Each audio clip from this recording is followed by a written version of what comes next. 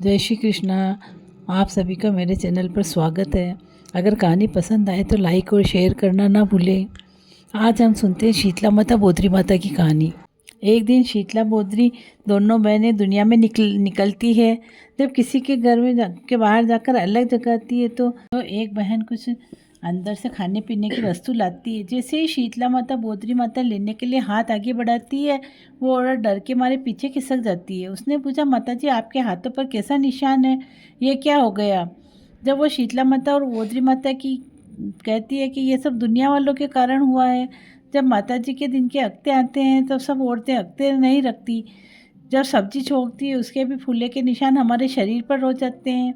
सिलाई करती है तो उसके सुई के निशान हमारे शरीर पर हो जाते हैं। कपड़े कूटती है तो उसके धोनों के निशान भी हमारे शरीर पर हो जाते हैं।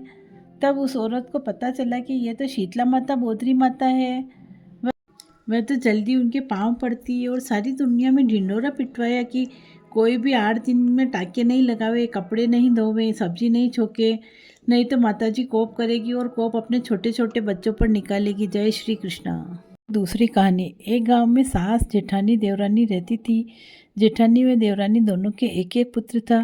बड़ी बहू अति झगड़ालू और ईर्ष्यालु थी।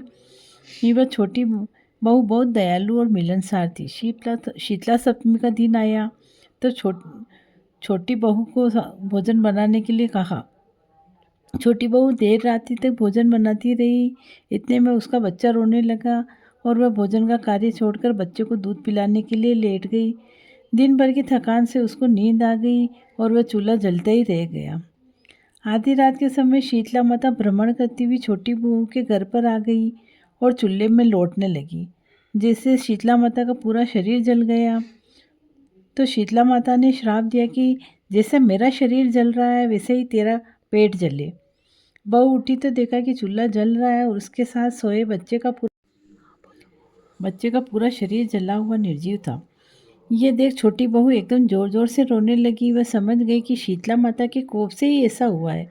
इतने में छोटी बहू की सास भी आ गई। उसको अभी ये देखकर बहुत दुख हुआ। उसने बहू को धीरज बंधाते हुआ कहा कि बेटी, शीतला माता के पास जा, वह सब वापस अच्छा कर देगी। सासू जी का आशीर्वाद लेकर मृत बच्चे को एक टोकरे में रख छोटी बहू निकल पड़ी। रास्ते में उसे 2 तलाई मिली। तलाई में पानी तो काफ़ी भरा था, पर एक तलाई का पानी दूसरी तलाई में जा रहा था। लेकिन जानवर, पशु पक्षी कोई भी इन तलाइयों का पानी नहीं पीता। भूल से भी जो पानी पी लेता उसकी मृत्यु हो जाती। छोटी बहू दोनों तलाइयों ने पूछा, बहन तुम कहाँ जा रही हो? छोटी बहू ने कहा कि शीतला माता ने मुझे श्राप दिया, मैं श्राप का निवारण करने जा रही हूँ। ये सुन तलाइयों ने कहा, बहन हमारा पानी कोई भी नहीं पीता, जो भी पीता है उसकी मृत्यु हो जाती है। हमने ऐसा कौन सा पाप किया है? हमारे पापों का भी निवारण पूछ लेना। छोटी बहू जब आगे चली तो 2 सांड मिले जिनके गले में गट्टी के पाट बंधे थे। दोनों हमेशा आपस में लड़ते रहते थे। छोटी बहू को देखकर दोनों सांड बोले, बहन तू कहाँ जा रही है? मैं शीतला माता के पास मेरे श्राप का निवारण करने जा रही हूँ। तो दोनों सांड बोले कि हम हमेशा लड़ते ही रहते हैं, हमने ऐसा कौन सा पाप किया है? अतः कृपा कर हमारे पाप का निवारण भी पूछ कर आना। छोटी बहू हाँ कहकर आगे बढ़ी। वहाँ से आगे चलने पर छोटी बहू ने देखा कि बोर के झाड़ के नीचे एक वृद्धा अपने बिखरे हुए बालों को दोनों हाथों से खुजलाते हुए बैठी है। उसने छोटी बहू को देखकर उसे अपने पास बुलाया और पूछा कि अरे भाई, इस टोकरे में क्या लेकर जा रहे? अपने स्वार्थ की बात करते हुए बोली, अरे बेटा, मेरा माथा जरा देख ले, ये जुएं तो मेरा खून पी गई। छोटी बहू को शीतला माता के पास जाने की जल्दी थी, फिर भी उसको बुढ़िया पर दया आ गई और उसने मृत बच्चे को बुढ़िया की गोद में सुलाकर उसकी जुएं निकालने लगी। बुढ़िया के माथे में सारी जुएं निकल जाने पर खुजली मिट गई। बुढ़िया ने छोटी बहू को आशीर्वाद देते हुए कहा कि जैसे मेरे माथे में ठंडक हुई वैसे ही तेरा पेट भी ठंडा हो। उसी समय एक चमत्कार हुआ। बुढ़िया की गोद में पड़ा बच्चा सजीवन हो गया। छोटी बहू को आश्चर्य हुआ और वह समझ गई कि बुढ़िया साक्षात शीतला माता ही है। छोटी बहू उसके पैरों पर गिरकर क्षमा याचना करने लगी। फिर छोटी बहू ने दोनों तलाइयों और दोनों सांडों के पापों का निवारण भी पूछा। शीतला माता बोली, बेटी तू जब जाते वक्त तलाइयों का पानी पी लेना तो उनके पापों का नाश होगा जाएगा, और सांडों के गले से पाट खोल देना जिससे उनके पापों का नाश होगा।